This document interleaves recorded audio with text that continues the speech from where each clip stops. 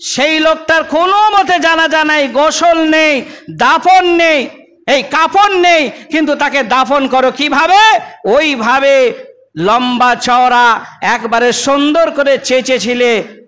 কবরকে সৌন্দর্য করা কোনো দরকার নেই।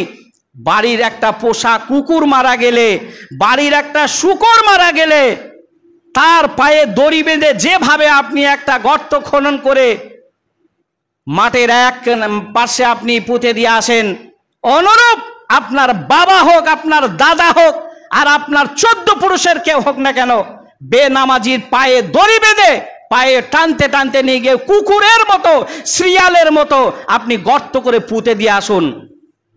তবু আলেমদেরকে হুকুম করেন না চলুন জানাজা পড়িয়ে দিতে হবে। এখন মসজিদের অধিকাংশ আলেমরা, এখন মসজিদের অধিকাংশ ইমামরা